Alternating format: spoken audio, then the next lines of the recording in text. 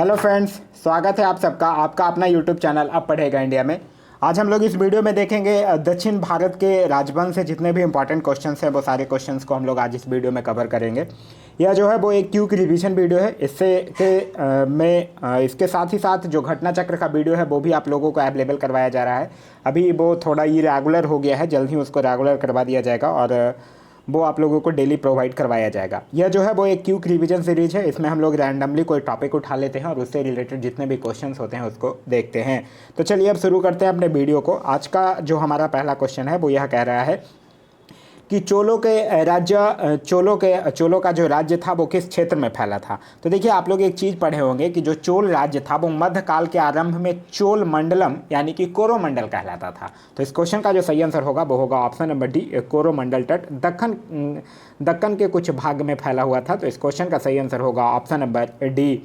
Next कह रहा है कि चोलों की राजधानी थी, तो चोलों की राजधानी कहाँ थी? तंजौर थी। और इसके संस्थापक का नाम क्या था? अगर संस्थापक का नाम पूछे तो संस्थापक का नाम जो था वो विजयलाल था। नेक्स्ट कह रहा है हमारा कि चोल युग प्रसिद्ध था निम्न के लिए। तो चोल युग जो था वो ग्रामीण सभाओं के लिए प्रसिद्ध था। तो इस क्वेश्चन का सही आंसर होगा वो होगा ऑप्शन नंबर बी, ग्रामीण सभाओं के लिए प्रसिद्ध था। और यहाँ का स्थानीय स्वशासन जो था वो चोल प्रशासन की प्रमुख विशेषता थी। आगे कह रहा है निम्नलिखित में से कौन जो है वो चोल प्रशासन की प्रमुख विशेषता थी। तो अभी हम लोगों ने देखा कौन था, स्थानीय स्वशासन, यानी कि इस क्वेश्चन का जो सही आंसर होगा वो होगा ऑप्शन नंबर बी, ग्राम प्रशासन की स्वायत्तता। एक चीज़ और याद रखिएगा, जो संपूर्ण चोल साम्राज्य था वो 6 मंडलमों में मतलब कि 6 प्रांतों में विभक्त किया गया था। नेक्स्ट कह रहा है कि निम्नलिखित में से किस मंदिर परिसर में एक भारी भरकम नंदी की मूर्ति है जिसे भारत की विशालतम नंदी मूर्ति जो है वो माना जाता है। तो यह कौन सी नदी में है? बृहदेश्वर मंदिर में है। तो इस क्वेश्चन का सही आंसर होगा ऑप्शन नंबर ए, बृहदेश्वर मंदिर में है।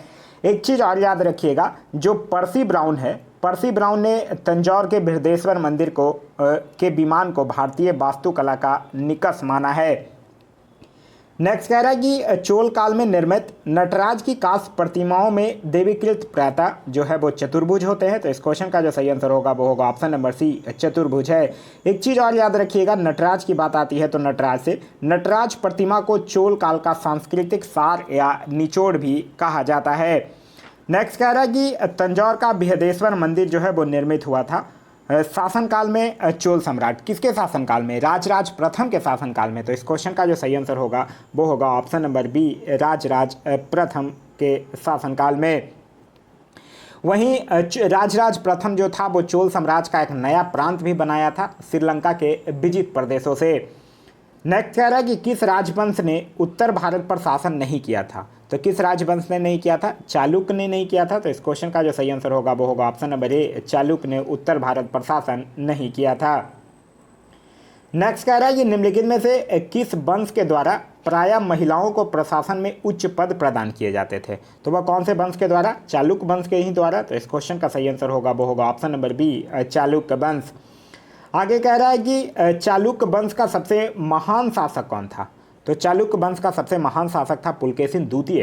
तो इस क्वेश्चन का सही आंसर होगा ऑप्शन नंबर सी, पुलकेशिन द्वितीय। पुलकेशिन द्वितीय यह बात कर रहा है बतापी के चालुक्य वंश का।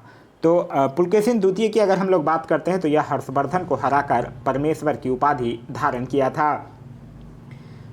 आगे कह रहा है कि चालुक्यों की राजधानी जो है वो कहाँ थी। तो चालुक्यों की राजधानी कहाँ थी? ये थी बतापी, जो कि बीजापुर के निकट थी।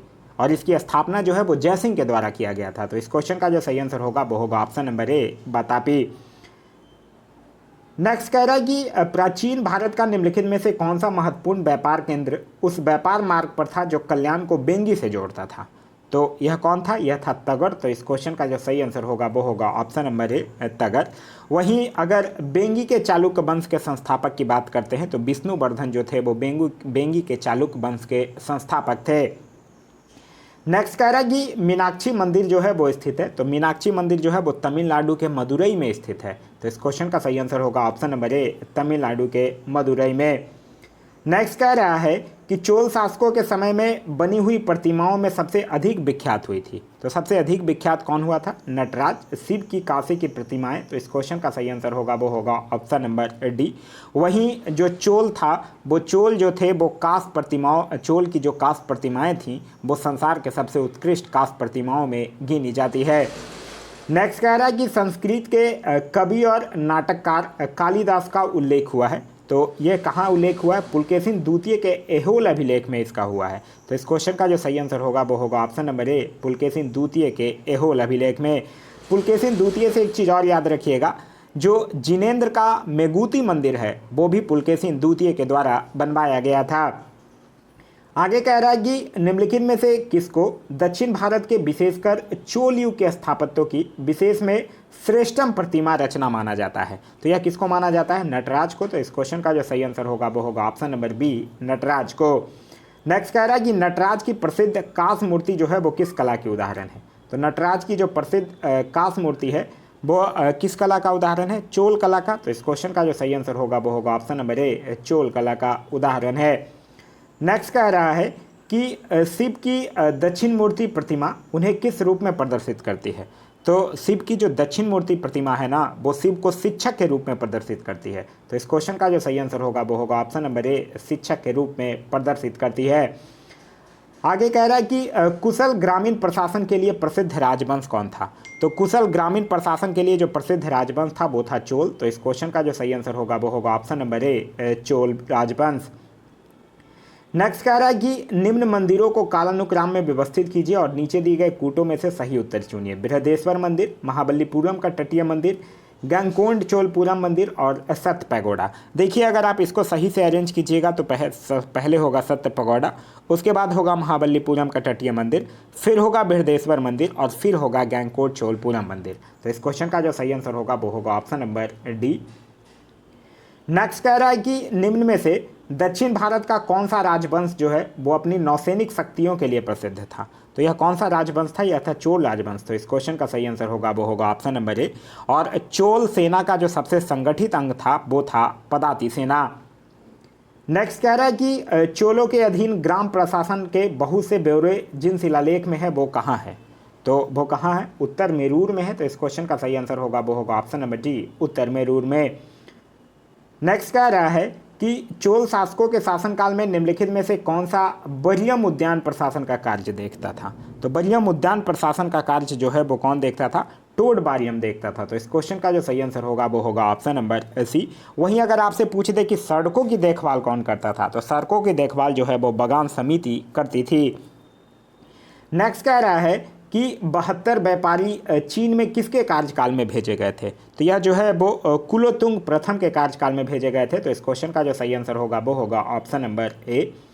नेक्स्ट कह रहा है कि किस ऋषि के बारे में कहा जाता है कि उन्हें दक्षिण भारत का आर्यकरण किया और उन्हें आर्य बनाया? यह कौन से ऋषि के बारे में कहा जाता है? अगस्त ऋषि के बारे में कहा जाता है। तो इस क्वेश्चन का जो सही आंसर होगा वो होगा ऑप्शन नंबर बी। आगे कह रहा है सूची 1 और सूची 2 को सुमेलित करने के लिए कह रहा है। देखिए यहाँ अगर हम लोग बात करते हैं गुप्त की तो यह किसके साथ मैच करेगा? यह मैच करेगा देवगढ़ के साथ। वहीं अगर हम लोग चंदेल की बात करते हैं तो यह मैच करेगा खजुराहो के साथ। चालुक्य की अगर हम लोग बात करते हैं तो यह बादामी के साथ। और पल्लव की अगर हम लोग बात करते हैं तो पनमले के साथ मैच करेगा। तो इस क्वेश्चन का जो सही आंसर होगा वो होगा ऑप्शन नंबर ए। आगे कह रहा है सूची 1 और सूची 2 को सुमेलित करने के लिए कह रहा है। चालुक्य वंश की अगर हम लोग बात करते हैं तो यह बादामी के साथ मैच करेगा। पल्लव वंश की बात करते हैं तो कांचीपुरम के साथ मैच करेगा।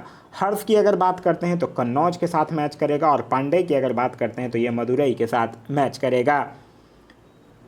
नेक्स्ट कह रहा है कि दक्षिण भारत का प्रसिद्ध तकोलम का युद्ध हुआ था। तो देखिए तकोलम का युद्ध आप लोग पढ़े होंगे कि तकोलम के युद्ध में जो कृष्ण तृतीय था उसने परातंक प्रथम को पराजित किया था। यह जो है वो चोल एवं राष्ट्रकूटों के मध्य हुआ था। तो इस क्वेश्चन का जो सही आंसर होगा वो होगा ऑप्शन नंबर बी, चोल एवं राष्ट्रकूटों के मध्य। आगे कह रहा है सुमेलित करने के लिए कह रहा है मीनाक्षी मंदिर कहाँ से मैच करेगा? मदुरई बालाजी विश्वनाथ से। वेंकटेश्वर मंदिर की बात करते हैं तो ये तिरुमल आंध्र प्रदेश से मैच करेगा। महाकाल मंदिर उज्जैन के साथ मैच करेगा। और बेलूर मठ जो है वो हावड़ा पश्चिम बंगाल के साथ मैच करेगा। नेक्स्ट कह रहा है कि गंगकोंड चोलपुरम की स्थापना जो है वो किसने किया था? तो यह किसने किया था? राजेंद्र प्रथम ने किया था। तो इस क्वेश्चन का जो सही आंसर होगा वो होगा ऑप्शन नंबर सी, राजेंद्र प्रथम। राजेंद्र प्रथम से याद रखिएगा चोल साम्राज्य का सर्वाधिक विस्तार जो है वो इसी के शासनकाल में भी हुआ था। नेक्स्ट कह रहा है कि किस चोल राजा ने जल सेना प्रारंभ की थी? तो जल सेना किसने प्रारंभ किया था? राजराज प्रथम ने। तो इस क्वेश्चन का सही आंसर होगा वो होगा ऑप्शन नंबर सी, राजराज प्रथम। और राजराज प्रथम ने ही तंजौर में राजराजेश्वर का शिव मंदिर भी बनवाया था। नेक्स्ट कह रहा है कि चोल शासक का नाम बताइए जिसने श्रीलंका के उत्तरी भाग पर विजय प्राप्त की थी। तो यह किसने उत्तरी भाग पर विजय प्राप्त किया था? यह किया था राजराज प्रथम ने। तो इस क्वेश्चन का सही आंसर होगा वो होगा ऑप्शन नंबर ए, राजराज प्रथम, जो कि एक शैव धर्म का अनुयायी था। नेक्स्ट कह रहा है कि निम्नलिखित राजवंशों में से किसके शासक अपने शासनकाल में ही अपना उत्तराधिकारी जो है वो घोषित कर देते थे? तो अपने शासनकाल में अपना उत्तराधिकारी घोषित कर देने वाला जो राजवंश था वो था चोल राजवंश। नेक्स्ट कह रहा है कि प्राचीन संस्कृत ग्रंथों में प्रायः यवन प्रिय शब्द जो है वो घोतक होता था। तो यवन प्रिय जो है वो काली मिर्च का घोतक होता था। तो इस क्वेश्चन का जो सही आंसर होगा वो होगा ऑप्शन नंबर डी। नेक्स्ट कह रहा है कि निम्नलिखित में से कौन जो है वो तमिल रामायणम या रामावतारम का लेखक था? तो वह कौन था? वो था कन्वन। तो इस क्वेश्चन का सही आंसर होगा वो होगा ऑप्शन नंबर ए।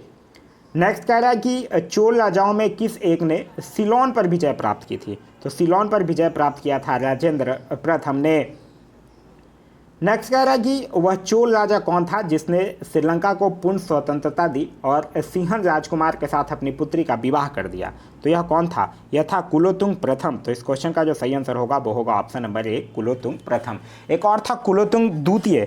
तो कुलोतुंग द्वितीय से एक चीज़ याद रखिएगा, कुलोतुंग द्वितीय जो था वो चिदम्बरम मंदिर में स्थित जो गोविंदराज मतलब जो विष्णु के मंदिर है उसको समुद्र में फेंकवा दिया था। नेक्स्ट कह रहा है कि निम्नलिखित चोल शासकों में जिसने बंगाल की खाड़ी को चोल झील का स्वरूप प्रदान किया वो कौन था? तो बंगाल की खाड़ी को चोल झील का जो स्वरूप प्रदान कर दिया वो कौन था? वो था राजेंद्र प्रथम। तो इस क्वेश्चन का सही आंसर होगा वो होगा ऑप्शन नंबर बी, राजेंद्र प्रथम। राजेंद्र प्रथम जो था वो चोल गंगम नामक विशाल तालाब का निर्माण करवाया था। आगे कह रहा है कि चोल साम्राज्य को अंततः किसने समाप्त किया? तो चोल साम्राज्य को अंततः जो है वो मलिक काफूर ने समाप्त किया। तो इस क्वेश्चन का सही आंसर होगा वो होगा option number D, Malik Kafur. Next कह रहा है कि एम्फोरा जार होता है। तो एम्फोरा जार क्या होता है? जो एम्फोरा जार होता है वो लंबा तथा दोनों तरफ से हत्थेदार जार होता है। तो इस क्वेश्चन का जो सही आंसर होगा वो होगा ऑप्शन नंबर बी, लंबा तथा दोनों तरफ हत्थेदार जार। नेक्स्ट कह रहा है कि निम्न में से किस चीनी यात्री ने चालुक्यों के शासनकाल में चीन एवं भारत के संबंधों का विवरण दिया है? तो किस चीनी यात्री ने दिया है? मात्वोबेलिन ने दिया है। तो इस क्वेश्चन का सही आंसर होगा वो होगा ऑप्शन नंबर डी। नेक्स्ट कह रहा है कि कदम राजाओं की राजधानी थी। तो कदम राजाओं की राजधानी कहाँ थी? बनवासी थी। तो इस क्वेश्चन का जो सही आंसर होगा वो होगा ऑप्शन नंबर बी, और इसकी स्थापना जो है वो मयूर शर्मन के द्वारा किया गया था।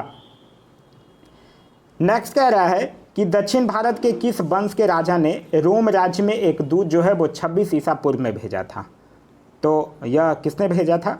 किस वंश के राजा ने? तो पांड्य वंश के राजा ने भेजा था। तो इस क्वेश्चन का सही आंसर होगा वो होगा ऑप्शन नंबर सी।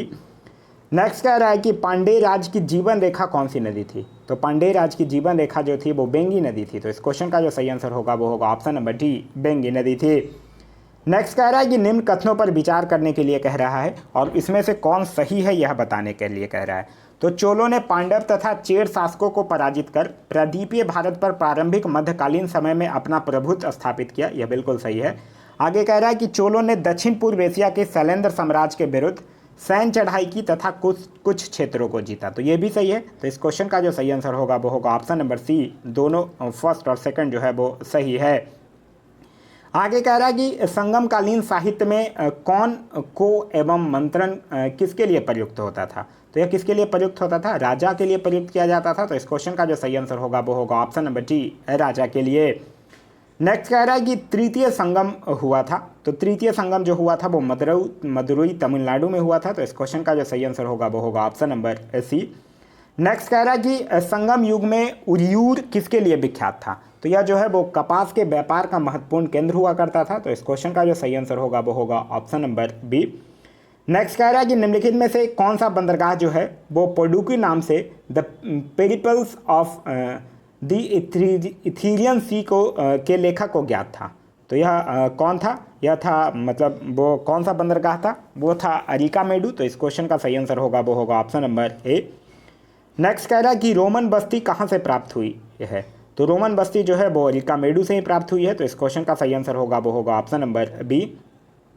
नेक्स्ट कह रहा है कि तोल्कापियम जो ग्रंथ है वो किससे संबंधित है? तो यह व्याकरण और काव्य से संबंधित ग्रंथ है। तो इस क्वेश्चन का सही आंसर होगा ऑप्शन नंबर सी। नेक्स्ट कह रहा है कि शिल्पाधिकारम का लेखक कौन था? तो शिल्पाधिकारम के लेखक कौन थे? ए लनगो। तो इस क्वेश्चन का सही आंसर होगा वो होगा ऑप्शन नंबर ए। नेक्स्ट कह रहा है कि निम्नलिखित राजवंशों में किसका उल्लेख जो है वो संगम साहित्य में नहीं हुआ था? तो संगम साहित्य में कदम का उल्लेख नहीं हुआ था। तो इस क्वेश्चन का जो सही आंसर होगा वो होगा ऑप्शन नंबर ए कदम। कदम वंश की स्थापना जो है वो मयूर शर्मन के द्वारा की गई थी और इसकी राजधानी जो है वो बनवासी थी। नेक्स्ट कह रहा है कि निम्नलिखित तमिल ग्रंथों में से किसे लघु वेद की संज्ञा दी गई है? तो लघु वेद की संज्ञा जो दी गई है वो कलिंग तुपणी को दिया गया है। तो इसका सही आंसर होगा ऑप्शन नंबर बी। नेक्स्ट कह रहा है कि धार्मिक कविताओं का संकलन कुरल जो है वो किस भाषा में है? तो कुरल जो है वो तमिल भाषा में है। तो इस क्वेश्चन का जो सही आंसर होगा वो होगा ऑप्शन नंबर बी तमिल भाषा में। नेक्स्ट कह रहा है कि निम्नलिखित में से कौन सा एक प्राचीन भारत में व्यापारियों का निगम था? तो यह कौन था? व्यापारियों का निगम कौन था? मणिग्रामम। तो इस क्वेश्चन का जो सही आंसर होगा वो होगा ऑप्शन नंबर डी। नेक्स्ट कह रहा है कि संगम साहित्य में तोल्कापियम एक ग्रंथ था। तो एक तमिल व्याकरण का ग्रंथ था। अभी हम लोगों ने देखा व्याकरण और काव्य से संबंधित था। तो इस क्वेश्चन का सही आंसर होगा वो होगा ऑप्शन नंबर बी। नेक्स्ट कह रहा है निम्नलिखित में से कौन सा एक तमिल देश के संगम युग का राजवंश नहीं था? तो कौन नहीं था? पल्लव वंश नहीं था। तो इस क्वेश्चन का सही आंसर होगा वो होगा ऑप्शन नंबर सी पल्लव वंश। पल्लव वंश का संस्थापक था सिंह विष्णु और यहाँ की राजधानी थी कांची। नेक्स्ट कह रहा है कि निम्नलिखित में से कौन से संगम पतन पश्चिमी तट पर स्थित थे? तो देखिए कोरके ये नहीं था, पुहार भी नहीं था, टोंडी था और मुसूरी था। तो इस क्वेश्चन का जो सही आंसर होगा वो होगा ऑप्शन नंबर सी केवल 3 और 4 जो था वो संगम पतन पश्चिमी तट पर स्थित था। नेक्स्ट कह रहा है सूची 1 और सूची 2 को सुमेलित करने के लिए कह रहा है तिरुकुरल जो है वो किसके साथ मैच करेगा? दर्शन के साथ। वहीं तोल्कापियम किसके साथ मैच करेगा? व्याकरण के साथ। शिल्पाधिकारम जो है वो प्रेम कथा के साथ मैच करेगा और मणि मैकले जो है वो वाणिक कथा के साथ मैच करेगा। आगे कह रहा है कि ईसा की प्रारंभिक शताब्दियों में भारत तथा रोम के बीच घनिष्ठ व्यापारिक संबंधों की सूचना जो है वो किस पुरास्थल की खुदाइयों से प्राप्त होता है? तो यह जो होता है वो अरिकामेडू से होता है। तो इस क्वेश्चन का जो सही आंसर होगा वो होगा ऑप्शन नंबर डी। नेक्स्ट कह रहा है कि सुमेलित करने के लिए कह रहा है एक साइड मंदिर निर्माण शैली है और दूसरे साइड प्रतिपादक दिया हुआ है। महेंद्र वर्मन शैली की अगर बात करते हैं तो ये महेंद्र वर्मन प्रथम के साथ ही मैच करेगा। मामलम शैली की अगर बात करते हैं तो यह नरसिंह वर्मन प्रथम के साथ मैच करेगा। राजसिंह शैली की बात करते हैं तो यह नरसिंह वर्मन द्वितीय के साथ मैच करेगा और अपराजित शैली की बात करते हैं तो यह नंदी वर्मन के साथ मैच करेगा। तो यह जो है वो सामने सामने लिखा हुआ है। तो इस क्वेश्चन का सही आंसर होगा वो होगा ऑप्शन नंबर ए। नेक्स्ट कह रहा है कि निम्नलिखित में से किसने तंजौर में बृहदेश्वर मंदिर का निर्माण करवाया था? तो यह किसने करवाया था? राजराज प्रथम ने। तो इस क्वेश्चन का जो सही आंसर होगा वो होगा ऑप्शन नंबर बी। आगे कह रहा है कि सुमेलित करने के लिए कह रहा है पेरिया पुराणम जो है वो सेक्युलर के साथ मैच करेगा।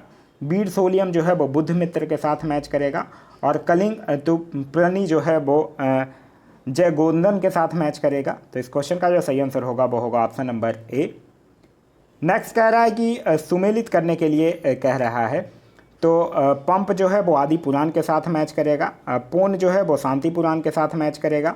रन्न जो है वो अजीत पुराण के साथ मैच करेगा और सकटैन जो है वो अमोघ वृत्ति के साथ मैच करेगा। तो यह सब सामने सामने ही लिखा हुआ है। तो इस क्वेश्चन का जो सही आंसर होगा वो होगा ऑप्शन नंबर ए। आगे कह रहा है कि किस चालुक्य शासक ने थानेश्वर व कन्नौज के महान शासक हर्षवर्धन को नर्मदा के तट पर परास्त किया और उससे दक्षिण की ओर बढ़ने से रोका? तो यह किसने परास्त किया था? हर्षवर्धन को पुलकेशिन द्वितीय ने और इसी को हराकर वो हर्षवर्धन को ही हराकर परमेश्वर की उपाधि भी धारण किया था। आगे कह रहा है कि सुमेलित करने के लिए कह रहा है एक साइड पल्लवकालीन प्रशासकीय विभाजन दिए हुए हैं और उस साइड दूसरे साइड उसको कौन प्रधान था उसका वो कहा जाता है। तो राष्ट्र या प्रांत का प्रधान कौन हुआ करता था? राष्ट्रिक। विषय या जिला का प्रधान कौन हुआ करता था? विषयिक। कोटम जिसको तालुका कहा जाता था उसका प्रधान कौन हुआ करता था? देशाधिकृत। और ग्राम का प्रधान हुआ करता था ग्राम भोजक। नेक्स्ट कह रहा है चालुक्य पल्लव संघर्ष के दौरान किसने पुलकेशिन द्वितीय की हत्या करके बतापी पर कब्जा कर लिया तथा बतापी कोंड यानी बतापी के विजेता की उपाधि धारण किया था? तो यह किसने किया था? यह किया था नरसिंह वर्मन प्रथम ने। तो इस क्वेश्चन का जो सही आंसर होगा वो होगा ऑप्शन नंबर बी। और कब किया था? लगभग 642 में ईस्वी में। नेक्स्ट कह रहा है कि चालुक्य पल्लव संघर्ष के दौरान किसने पुलकेशिन द्वितीय की हत्या करके, अच्छा ये अभी हम लोगों ने देखा, इस क्वेश्चन का सही आंसर होगा वो होगा ऑप्शन नंबर बी। नेक्स्ट कह रहा है कि विक्राम चरित के रचयिता बिल्हन तथा मितछारा के रचनाकार विघ्नेश्वर के संरक्षक शासक कौन थे? तो विघ्नेश्वर के संरक्षक शासक थे विक्रमादित्य 6। तो इस क्वेश्चन का जो सही आंसर होगा वो होगा ऑप्शन नंबर बी।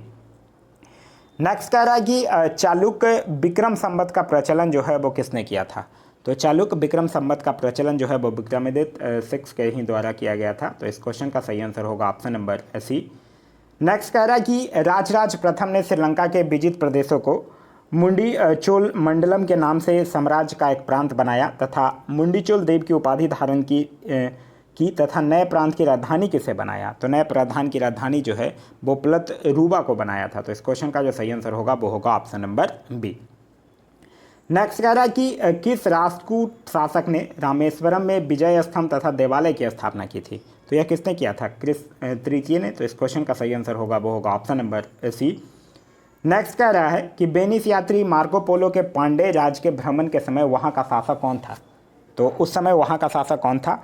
तो मांड बर्मन कुलशेखर था। तो इस क्वेश्चन का जो सही आंसर होगा वो होगा ऑप्शन नंबर ए। नेक्स्ट कह रहा है कि रवि कृति जो है वो किस चालुक्य शासक का दरबारी कवि था? तो यह जो है वो पुलकेशिन द्वितीय का दरबारी कवि था। तो इस क्वेश्चन का सही आंसर होगा वो होगा ऑप्शन नंबर बी, पुलकेशिन द्वितीय। एहोल अभिलेख का संबंध भी जो था वो इसी से था। नेक्स्ट कह रहा है कि अधोलिखित राष्ट्रकूट शासकों की उपाधियां सुमेलित करने के लिए आपको कह रहा है। ध्रुव की अगर बात कीजिएगा तो यह धारा वर्ष के साथ मैच करेगा। दंती दुर्ग की अगर आप लोग बात कीजिएगा तो दंती दुर्ग जो है वो पृथ्वी बल्लभ के साथ मैच करेगा और कृष्ण तृतीय जो है वो अकाल वर्ष के साथ मैच करेगा। नेक्स्ट कह रहा है कि दक्षिण के अधोलिखित राज्यों के शासकों की उपाधि सुमेलित करने के लिए कह रहा है। नरसिंह वर्मन प्रथम की अगर बात करते हैं तो इन्होंने बातापी कोंड की उपाधि धारण की थी। नरसिंह वर्मन द्वितीय की बात करते हैं तो शिव चूड़ामणि की उपाधि धारण किया था। आदित्य प्रथम की बात करते हैं तो कोदंडम की उपाधि धारण किया था। परांतक प्रथम की अगर हम लोग बात करते हैं तो ये मधुरे कोंड की उपाधि धारण किया था। राजराज प्रथम की बात करते हैं तो शिव पादशेखर का उपाधि धारण किया था। राजेंद्र प्रथम की अगर हम लोग बात करते हैं तो ये गैंगकोंड की उपाधि धारण किया था। और कोलुतुंग प्रथम की अगर बात करते हैं तो ये सुगंत वृत्त की उपाधि धारण किया था। तो इस क्वेश्चन का सही आंसर होगा ऑप्शन नंबर ए। नेक्स्ट कह रहा है कि अधोलिखित राज्यों के संस्थापक राज्यों को सुमेलित करिए। यह कह रहा है राष्ट्रकूट वंश, दंती दुर्ग, पल्लव वंश, सिंह विष्णु, बातापी के चालुक्य वंश की अगर बात करते हैं तो पुलकेशिन प्रथम, कल्याणी के चालुक्य वंश की अगर बात करते हैं तो तैलप द्वितीय, और चोल वंश की बात करते हैं तो विजयालय।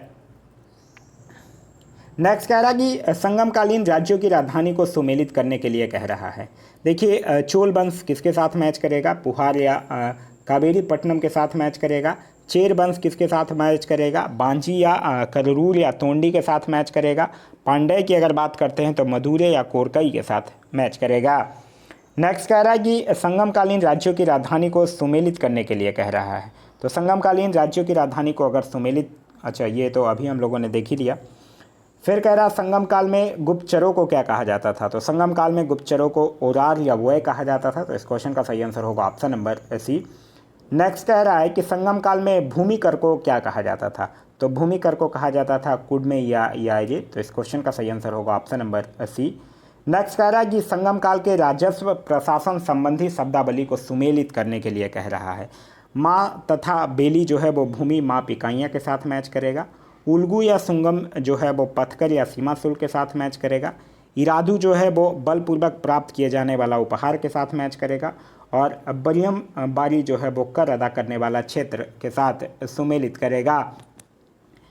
आगे कह रहा है कि मीनाक्षी मंदिर जो है वो यहाँ अवस्थित है। तो मीनाक्षी मंदिर कहाँ अवस्थित है? ये मदुरई तमिलनाडु में अवस्थित है। तो इस क्वेश्चन का जो सही आंसर होगा वो होगा ऑप्शन नंबर सी। नेक्स्ट कह रहा है कि कवि कालिदास के नाम का उल्लेख किस में हुआ है? तो कवि कालिदास के नाम का उल्लेख जो है वो एहोल के उत्कीर्ण लेख में हुआ है। तो इस क्वेश्चन का जो सही आंसर होगा वो होगा ऑप्शन नंबर बी। नेक्स्ट कह रहा है सुमेलित करने के लिए कह रहा है। मीनाक्षी मंदिर कहाँ से मैच करेगा? मदुरई बालाजी विश्वनाथ के साथ मैच करेगा। वेंकटेश्वर मंदिर जो है वो तिरुमल आंध्र प्रदेश के साथ मैच करेगा। महाकाल मंदिर उज्जैन, और बेलूर मठ जो है वो हावड़ा पश्चिम बंगाल के साथ मैच करेगा। नेक्स्ट कह रहा है कि 9वीं शताब्दी ईस्वी में निम्नलिखित में से किसके द्वारा चोल साम्राज्य की नींव डाली गई थी। तो चोल साम्राज्य की नींव जो है वो विजयलल के द्वारा डाली गई थी और इसकी राजधानी जो है वो तंजौर है। नेक्स्ट कह रहा है कि निम्नलिखित में से किस चोल शासक को चोल गंगम नामक बृहद कृत्रिम झील बनवाने का श्रेय दिया जाता है? तो यह दिया जाता है राजेंद्र को। तो इस क्वेश्चन का सही आंसर होगा वो होगा ऑप्शन नंबर बी। और इसने ही बंगाल के जो पाल शासक था महिपाल, उसको पराजित करने के बाद गैंगकोड चोल की उपाधि भी धारण किया था। नेक्स्ट कह रहा है भारत के इतिहास के संदर्भ में निम्नलिखित युग्मों पर विचार कीजिए। यह एक साइड शब्द दिए हुए हैं और उसके साइड विवरण दिए हुए हैं और इनमें से कौन जो है वो सुमेलित है यह बताना है आपको। एरीपति एक भूमि जिससे मिलने वाला राजस्व जो है वो अलग से ग्राम जलाशय के रखरखाव के लिए निर्धारित कर दिया जाता था, बिल्कुल सही है। कह रहा है तन्यूर एक अकेले ब्राह्मण अथवा या ब्राह्मण समूह को दान में दिया जाने वाला ग्राम को कहा जाता था, नहीं यह गलत है। घटिका की अगर बात करते हैं तो यह प्रायः मंदिरों के साथ संबंध विद्यालय को कहा जाता था, तो ये भी सही है। तो इस क्वेश्चन का जो सही आंसर होगा वो होगा ऑप्शन नंबर जी, 1 और 3 जो है वो सही है। नेक्स्ट कह रहा है मध्यकालीन भारत के सांस्कृतिक इतिहास के संदर्भ में निम्नलिखित कथनों पर विचार कीजिए। तमिल क्षेत्र के सिंध सितर एकसरवादी थे तथा मूर्ति पूजा की निंदा करते थे, बिल्कुल सही है। कन्नड़ क्षेत्र के लियांगत पुंजड़म के सिद्धांत पर प्रश्न चिन्ह लगाते थे तथा जातीय अधिक्रम को अस्वीकार करते थे, ये भी सही है। तो इस क्वेश्चन का सही आंसर होगा ऑप्शन नंबर सी, 1 और 2 दोनों सही है। नेक्स्ट क्वेश्चन है कि निम्नलिखित में से कौन सी जोड़ी 6वीं से 12वीं शताब्दी तक दक्षिण भारत की राज्य एवं उसकी राजधानियाँ सुमेलित नहीं है, यह पूछ रहा है। पल्लव कांचीपुरम सुमेलित है, चोल तंजौर सुमेलित है, पांडे मदुरै सुमेलित है, होसोल द्वार समुद्र सुमेलित है, चेर पुडुचेरी सम्मिलित नहीं है। चेर का यहाँ बांजी होना चाहिए या करूर होना चाहिए। नेक्स्ट कह रहा है कि निम्नलिखित में से कौन सा एक जो है वो काकतीय राज में अति महत्वपूर्ण समुद्र पतन था? तो वो कौन था? वो है मोटूपल्ली। तो इस क्वेश्चन का जो सही आंसर होगा वो होगा ऑप्शन नंबर बी। काकतीय वंश की अगर बात करते हैं तो काकतीय वंश का संस्थापक का नाम था बीटा प्रथम और यहाँ की राजधानी कहाँ थी? यहाँ की राजधानी थी अमकौंड।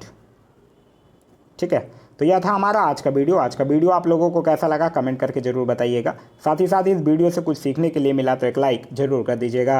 वीडियो पसंद आया तो अपने दोस्तों के साथ शेयर करना ना भूलें। अभी तक आप इस चैनल पर नए हैं या चैनल को सब्सक्राइब नहीं किए हैं तो चैनल को सब्सक्राइब कर लीजिए और साथ ही साथ बेल आइकन दबा लीजिए ताकि हमारे सारे वीडियो के नोटिफिकेशन आपको मिलते रहें। Thanks for watching.